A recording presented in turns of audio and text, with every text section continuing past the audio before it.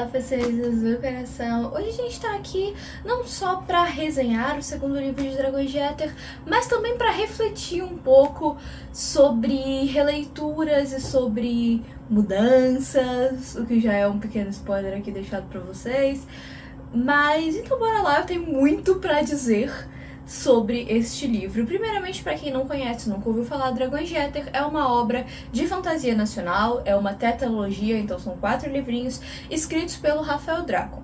Eles foram lançados pela primeira vez ali nos anos 2010, assim, no comecinho.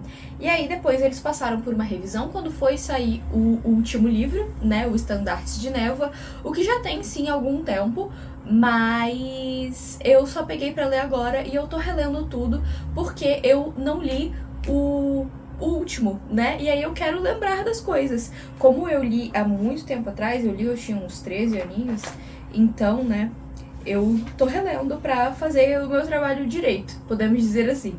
Caso você já tenha ouvido o nome desse autor, mas não sabe exatamente de onde, ele é roteirista da Netflix, então ele tá envolvido em alguns projetos, né? E ele é o marido da Carolina Munhoz, que também é uma escritora, então pode ser daí.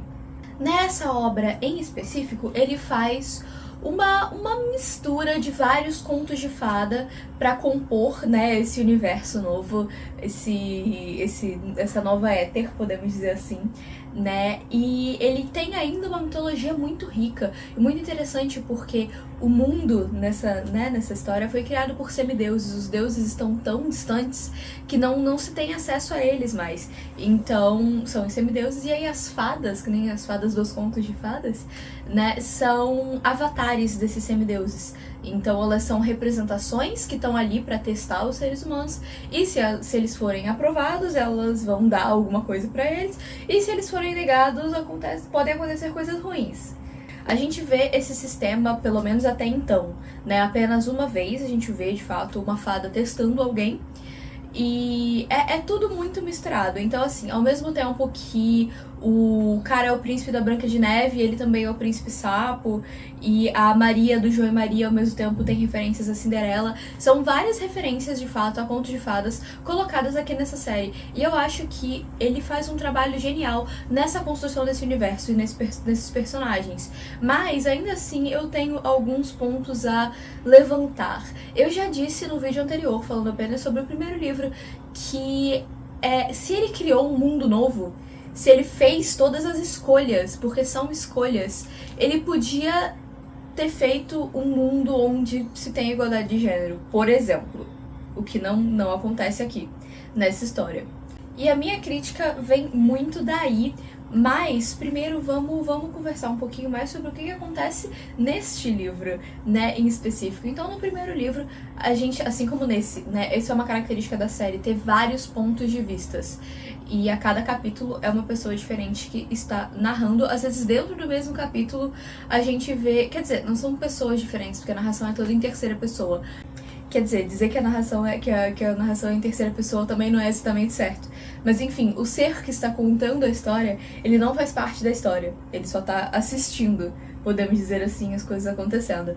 E então, quando eu digo pontos de vista, é mais tipo cenas, né? Várias cenas acontecendo paralelamente que são contadas meio tipo assim, um pedaço de um pedaço de outra, e vai. E normalmente são pedaços bem pequenos, a maioria dos capítulos são bem pequenos. Tipo, isso daqui é um capítulo, sabe?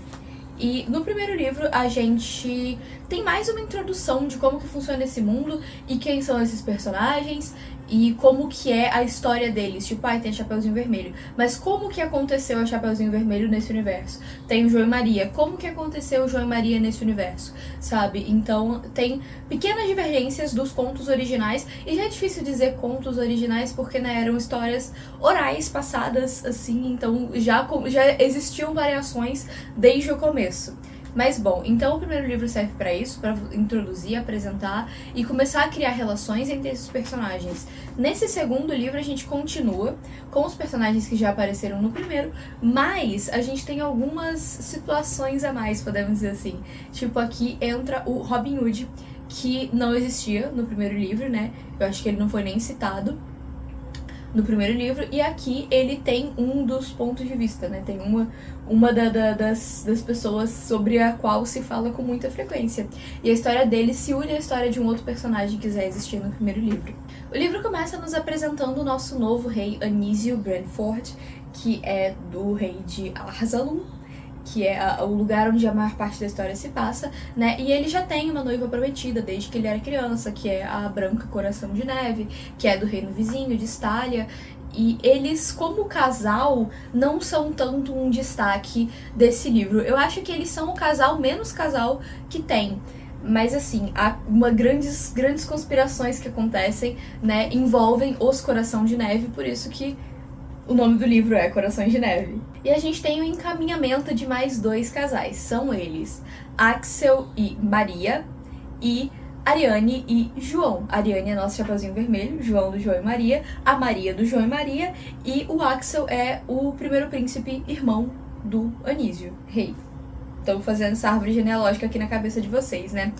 Então, foram aí que os problemas começaram a aparecer, pelo menos pra mim. Eu tava conversando com meu namorado sobre isso, porque ele também leu esses livros, mais ou menos na mesma época que eu li, e ele disse, eu sempre achei umas coisas ali meio estranhas. E se eu achei na época, eu me esqueci.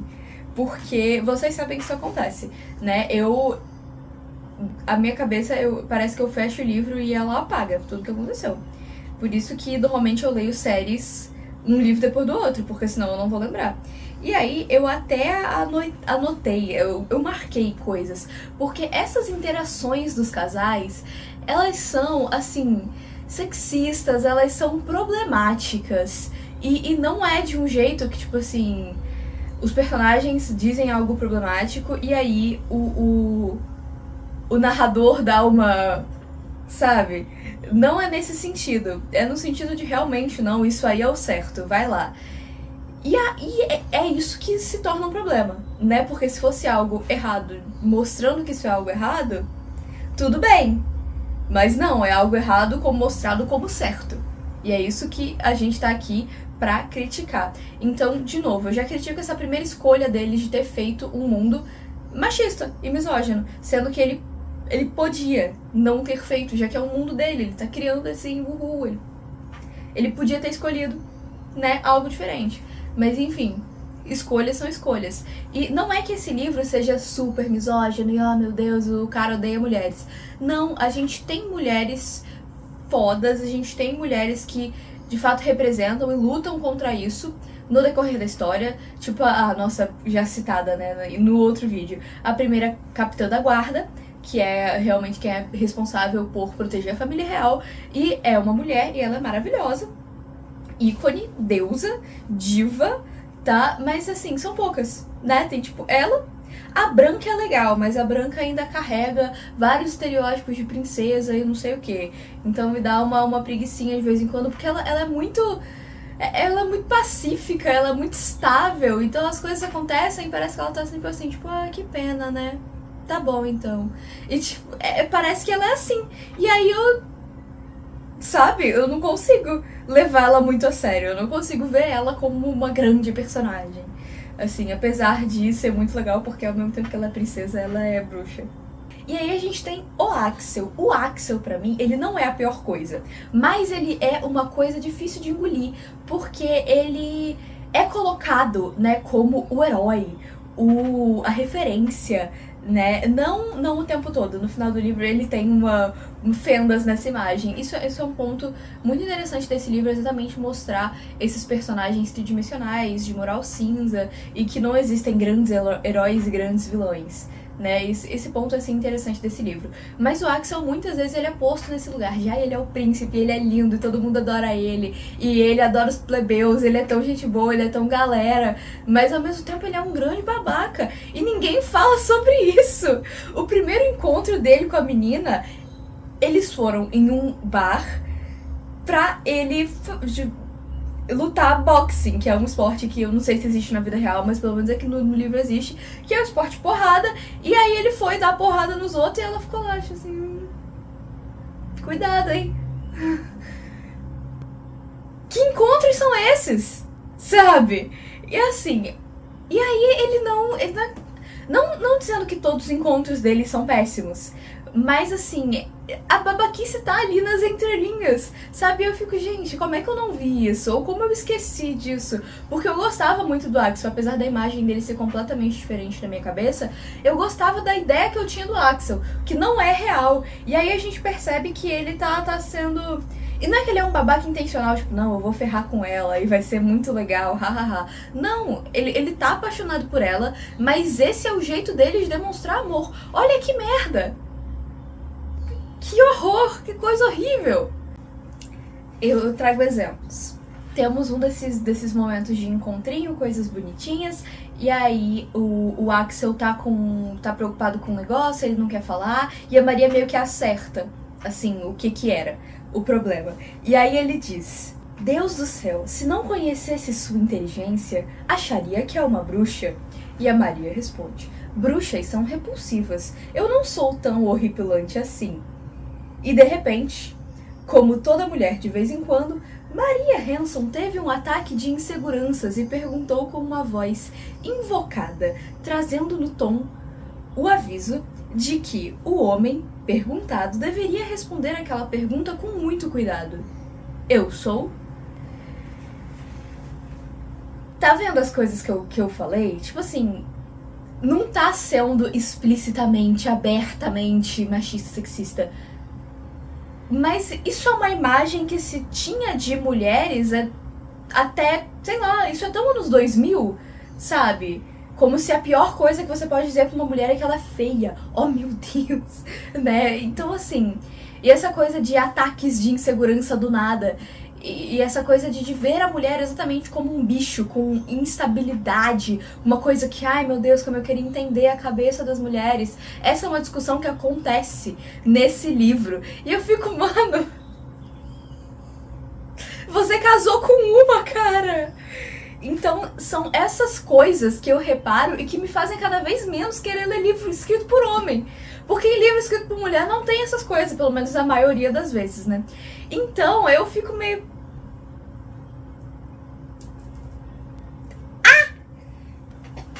E aí eu estou na mesma página. Depois disso eles começam a conversar sobre como eles se conheceram, porque a Maria basicamente começou a criticar a política do pai do Axel, tipo assim, sem saber que ele era o príncipe. E aí ela fala que ela foi idiota, né, fazendo isso, porque ela não reparou que era ele. E ele responde, tá certo, aquilo foi mesmo um vexame, tipo assim, cedendo, porque eles já estavam nessa há algum tempo. E aí, quando ele concorda, ela simplesmente, o quê? Quer dizer que você concorda? Mano, você tava tentando convencer ele a página inteira. Não era esse o seu ponto? E aí ele simplesmente, tipo, eu desisto, porque vocês, mulheres, são tão difíceis de entender, hahaha, nunca vou conseguir. Chega, né? Já deu. E aí é ruim porque isso é um negócio que se repete várias vezes. E tem vez que tem duas cenas de dois casais diferentes acontecendo em paralelo. E é uma cena, é um diálogo na mesma ideia. De tipo, porque nós homens e vocês mulheres. Porque nós mulheres e vocês homens. Mano, não é tão diferente assim. Aí a gente corta pra uma outra cena, em que o Axel é um pugilista, tá acontecendo um torneio de pugilismo, tipo assim, o torneio dos torneios, sabem, que só tem um representante de cada país, é a Olimpíada de Pugilismo. Vamos lá. E aí ele tá conversando com um outro menino que tá prestes a entrar no ringue pra enfrentar o cara enorme e foda que matou alguém, enfim. Quer dizer, não lembro se ele já tinha matado alguém ou não, enfim, no torneio. E aí ele pergunta pro Axel o que ele acha, né? Se, tipo assim, tem alguma chance, né? Aí o Axel responde, o que você quer que eu diga, William? E ele responde, que sim. Então eu tenho certeza que você tem chances contra ele. Isso me soou meio falso. Você quer que eu mude a minha opinião? Não. Pelo criador, Axel sorriu. Você parece uma mulher. E na página seguinte a gente tem outro exemplo de outro casal horroroso. Eu podia ficar aqui muito tempo só lendo isso, apenas, porque, a Ariane está tentando convencer o João a dizer algo que ele não quer dizer. Um negócio que, tipo assim, aconteceu. E ele não quer contar o que aconteceu, mas ele não tá bem, não. por causa do negócio que aconteceu. E aí, depois de dar uma tentadinha, assim, na insistência, né, na pentelhagem, a gente tem esse parágrafo. Ariane, de súbito, seguindo seu natural instinto feminino, quando entendeu o conflito da situação, imediatamente trocou aquela postura já quase agressiva por uma dócil, como é típico da fêmea, ao perceber que o macho adotou uma postura defensiva diante de algo que ela pretende saber. E disse com uma voz mansa, enquanto alisava o braço do garoto com suas mãos: João, o que é isso? Eu sou sua namorada. E aí a gente tem um tempão de manha. Um tempão não, vai. Meia página. De manha da Ariane. Aí a gente chega no seguinte parágrafo. E mais uma vez, abraçada forte ao peito dele, dotada de seu natural instinto feminino, ela aproveitou aquele momento para dar o bote que esperava desde o início. Mas então, por que você não me conta por que aqueles bobos estavam rindo de você? Ou seja, eles estão literalmente tratando a menina como se fosse um bicho. Eles vulgo o narrador barra autor, podemos dizer, eu diria. Essa ideia de que a mulher é um ser traiçoeiro e que ela vai te manipular pra você fazer as coisas. Gente, isso, a gente não evoluiu como sociedade, sabe? Ai, sei lá, é brega. É brega. Não dá, não consigo levar a sério. E assim, me irrita profundamente. Me irrita profundamente. Então, eu vou parar de ler, porque talvez esteja chato, né? Mas enfim, esse livro tem... Essa série, né? Ela tem coisas muito boas. Ela tem personagens muito bons. Ela tem uma construção de mundo super interessante. Mas eu sou lembrada o tempo inteiro que ela é escrita por um homem. Eu não queria ser lembrada disso o tempo inteiro, a cada diálogo de cada casal. Sabe? Eu não queria. Eu queria só poder abstrair e falar, nossa, que fantasia legal.